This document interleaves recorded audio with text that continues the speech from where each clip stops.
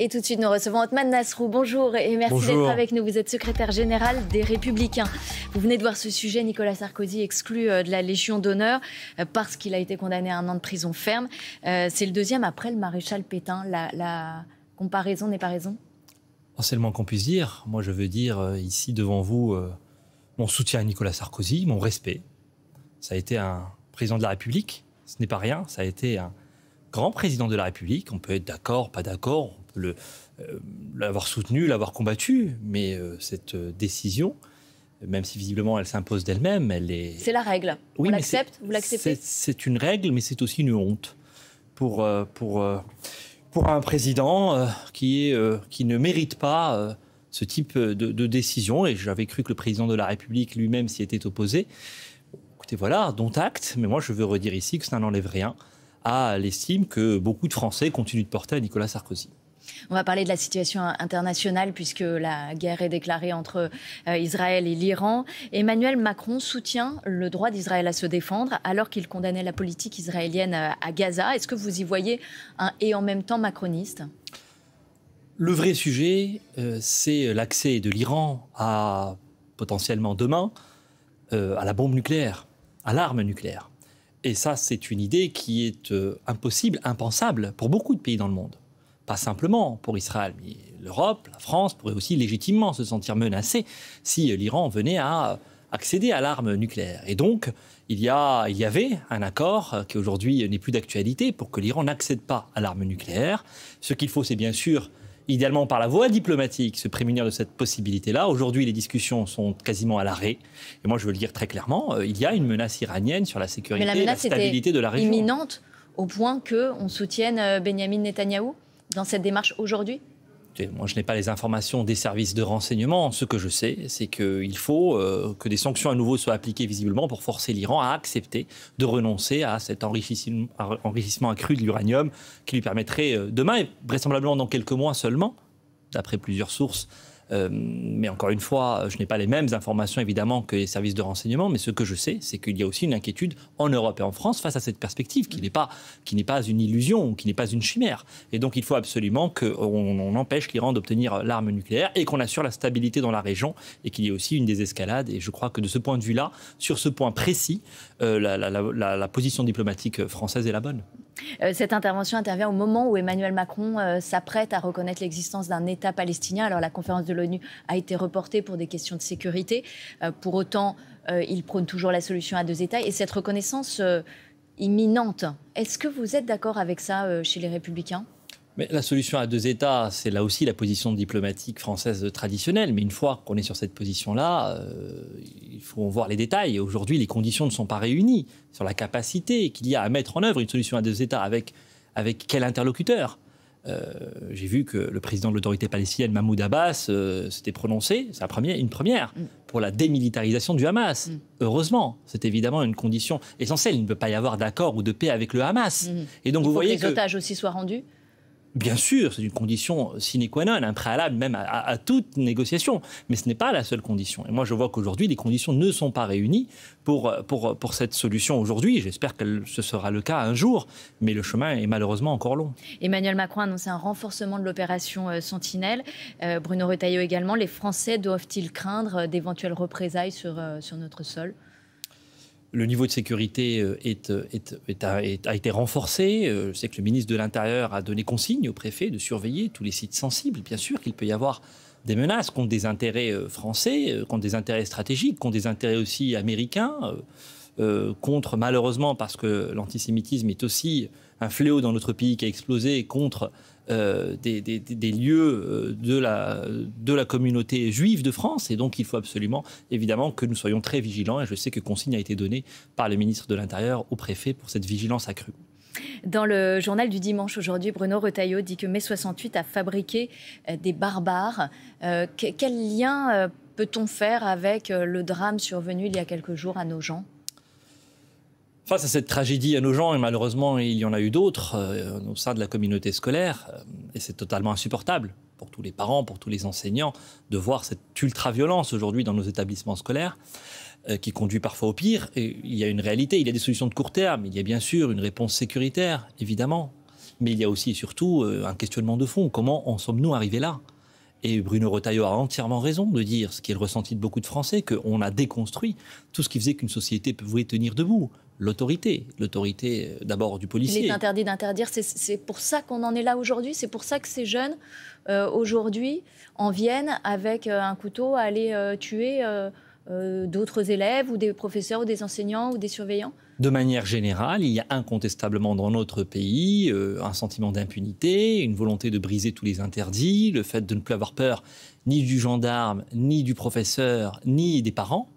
Et cet affaiblissement de l'autorité, oui, il trouve sa source idéologique en mai 68, dans tout un discours de la gauche dominante qui a expliqué qu'effectivement, quand on voulait sanctionner, on était autoritariste, alors qu'en réalité, la sanction, elle est indispensable pour tracer une ligne rouge. Et il y a eu, pendant longtemps dans notre pays, il y a encore un tabou de la sanction. On parle, par exemple, des courtes peines que nous avons supprimées dans notre pays. Il y a une loi qui n'est pas si ancienne, qui date de 2019, la loi Belloubet, qui empêche aujourd'hui d'avoir des courtes peines. Et donc, si vous voulez, on doit attendre qu'un délinquant se rende coupable du 15e, du 20e acte de délinquance avant qu'il ne soit réellement condamné. Une société ne peut pas fonctionner si l'autorité n'est pas respectée. Il faut aller vers ce que dit Gérald Darmanin et ce qu'il aimerait proposer dans un projet de loi, c'est-à-dire la suppression du sursis, la fin des aménagements de peine et justement l'instauration de peine minimale. Est-ce que vous êtes d'accord avec ces trois propositions ? Est-ce que le sursis n'a pas vocation quand même à avoir un intérêt dans certains cas ? Le vrai sujet aujourd'hui, c'est que les peines de prison, même quand elles sont prononcées, ne sont pas exécutées, qu'elles ne sont pas toujours à la hauteur et qu'il n'y a pas de courte peine. On peut toujours discuter ensuite de la question précise du sursis. Mais le vrai sujet qu'on a aujourd'hui, c'est d'abord les places de prison qui manquent. C'est des prisons différenciées et nous nous battons depuis des années pour le demander. C'était aussi inscrit dans notre programme présidentiel en 2022, Valérie Pécresse, où nous disions qu'il fallait évidemment des prisons différentes de celles qu'on a pour évidemment un primo-délinquant, on va pas le mettre dans la même prison qu'avec des narcotrafiquants chevronnés. Mais ça suppose globalement plus de places de prison. Et aujourd'hui, nous sommes évidemment en surpopulation carcérale, non pas parce qu'on condamne trop, mais parce que nous n'avons pas suffisamment de places de prison. Donc il y a globalement une fermeté, une main de l'État qui a beaucoup tremblé ces dernières années et une idéologie dominante qui a consisté à expliquer effectivement qu'il ne fallait pas interdire, qu'il ne fallait pas sanctionner, que la prison était à éviter à tout prix. Et bien aujourd'hui, on en paye effectivement le prix. Alors Bruno Retailleau, il dit qu'il faut de la prison pour les mineurs. Vous êtes sur cette ligne-là. Vous pensez qu'il faut incarcérer des jeunes de 14 ans, par exemple, comme ce jeune Quentin qui a poignardé une enseignante à Nogent, une surveillante? Moi, je pense qu'en tout cas, un jeune de 14 ans, on ne peut pas le laisser sans réponse. On ne peut pas le laisser simplement exécuter un travail d'intérêt général, même pour des actes graves. Travail d'intérêt général qui souvent est exécuté plus de 300 jours après les faits. Donc tout ça ne fonctionne pas. Toute la chaîne. En prison ? Bien, pour les actes les plus graves, oui, je pense que même mineurs, des séjours d'une semaine ou de 2 semaines, dans des établissements spécialisés, peuvent avoir effectivement un effet dissuasif pour mettre un coup d'arrêt à cette dérive. Et aujourd'hui, le problème, c'est qu'on laisse ces jeunes-là se rendre coupables d'actes de plus en plus graves en voulant absolument éviter quasiment toute sanction. Et du coup, l'aspect éducatif n'est pas présent. Nous avons besoin effectivement de pouvoir, dans des établissements spécialisés, avoir des courtes peines. Et je pense qu'aujourd'hui, la situation que nous constatons, l'ultraviolence chez les jeunes, le rajeunissement de la délinquance, appelle effectivement à des réponses extrêmement fermes. Alors, autre proposition de Bruno Retailleau, suspendre les allocations familiales. C'était une proposition qu'avait formulée Éric Ciotti au Parlement. Vous venez sur ces terres ? Pardon de vous dire que ce sont les terres de la droite. Ça fait des années que nous parlons effectivement de la responsabilité parentale, de l'autorité parentale. Ça aurait changé quelque chose, vous pensez, dans le drame de Nogent, par exemple ? Je pense que ça changerait quelque chose dans notre société. Parce que qu'il y ait des parents qui aient du mal à, effectivement, parfois dans des familles monoparentales, à s'occuper d'enfants qui sont parfois un peu difficiles, bien sûr qu'il faut les aider. Mais il y a aussi des parents qui ont démissionné. Il y a aussi des parents qui laissent leurs enfants à 10 ans dehors le soir à 23 heures. Et ceux-là, il faut aussi les mettre devant leurs responsabilités. L'allocation familiale, ce n'est pas un dû, c'est la contrepartie de l'exercice de la responsabilité parentale. Il faudrait différencier les parents ou ça s'appliquerait unilatéralement à tous les parents qui se verraient supprimer les allocations ? Ce que nous proposons, c'est bien sûr en cas de défaillance, c'est-à-dire quand l'autorité parentale n'est pas exercée. Ça n'empêche pas, bien sûr, d'avoir un accompagnement pour des familles qui sont réellement en difficulté. Et il y a beaucoup d'accompagnement dans notre pays, ne laissons pas dire n'importe quoi. Mais il y a très clairement, nous avons des exemples tout à fait documentés, nous en avons eu beaucoup durant les émeutes de 2023, fois de parents qui ont totalement abandonné. Pour cela, oui, je le dis très clairement, il faut suspendre les allocations familiales. Bruno Retailleau a fait des honnêtes gens un axe de communication. Les Républicains vont le reprendre, il me semble. C'est votre slogan pour 2027 ? Ce n'est pas simplement un slogan, et le sujet aujourd'hui, ce n'est pas 2027. C'est un projet de société. C'est cette immense majorité de Français qui aspirent à vivre paisiblement, qui respectent les règles, qui travaillent, qui comprend d'ailleurs que le travail c'est important, qui parfois a le sentiment de payer pour ceux qui refusent de travailler, non pas ceux qui ne peuvent pas travailler, mais ceux qui ne veulent pas travailler, et qui ne comprend pas pourquoi le pays est autant en désordre, pourquoi aucune règle n'est respectée, pourquoi l'autorité est autant affaiblie. Et donc nous avons besoin, face à cette immense majorité de Français, de leur donner des vraies solutions. Et c'est la préoccupation de Bruno Retailleau, c'est notre préoccupation à droite, ce sont ces Français-là pour lesquels on se bat. Et oui, nous voulons nous adresser à eux et nous avons besoin de recréer, si vous voulez, dans notre pays, une majorité politique et un rassemblement, enfin, de beaucoup de Français qui veulent aller dans le même sens. Et donc là, cette France des honnêtes gens, c'est la France que la droite veut défendre. Est-ce que vous souhaitez que Bruno Retailleau soit le candidat des LR pour 2027 ? Écoutez, nous verrons le moment venu. Je sais que tout le monde ne pense qu'à 2027. Il reste 2 ans, le pays est dans un état difficile. Je ne sais pas comment vont se passer ces 2 prochaines années. Évidemment que je souhaite qu'il y ait un candidat de la droite à l'élection présidentielle et un candidat de la droite qui gagne. Pas un candidat du socle commun, un candidat de la droite. Moi, je suis de droite. Et le socle commun a été construit pour éviter de nouvelles difficultés à notre pays et pour éviter l'arrivée de la gauche et de la France insoumise aux responsabilités. En 2027, j'espère que nous aurons cette fois la capacité de faire adopter un projet de droite, parce que le pays a besoin d'un projet clair, n'a pas besoin du compromis, n'a pas besoin qu'on poursuive le en même temps, il a besoin de clarté. Édouard Philippe, il dit qu'il est de droite, donc vous aussi, vous le considérez comme de droite ou c'est un traître parce qu'il est allé à Matignon travailler avec Emmanuel Macron ? Bon, moi, je ne suis pas dans les attaques de personne. Simplement, Édouard Philippe pense qu'on peut rassembler la gauche et la droite. Il parle du rassemblement jusqu'aux sociodémocrates. Moi, je ne crois pas que demain, après 2027, on puisse gouverner avec le Parti socialiste. En tout cas, ce n'est pas mon souhait. Et pour faire quoi ?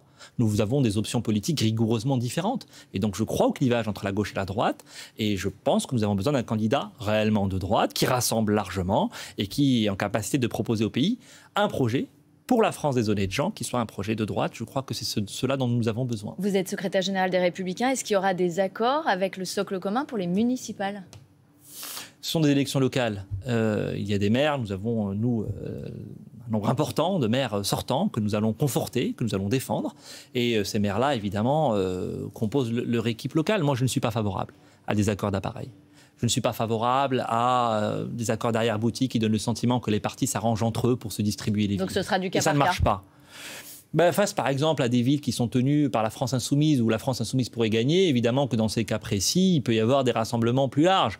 Partout ailleurs, moi je pense que nous avons vocation à défendre avant tout nos propres couleurs. Et là aussi de la clarté. Nous serons 1 an avant l'élection présidentielle. Nous ne pouvons pas expliquer que tout se vaut et que tous les partis se ressemblent. Non, la confusion ne va pas aider à construire demain une nouvelle majorité pour le pays. Donc juste pour faire un cordon sanitaire anti-LFI et pour faire un barrage à la France insoumise, sinon pas d'accord. Oui, et j'appelle devant vous le Parti socialiste désormais et la gauche à vraiment elle-même faire barrage à l'extrême gauche qui est aujourd'hui une menace importante dans notre pays. Merci Othmane Nassour d'avoir été notre invité, secrétaire général des Républicains et ancien ministre.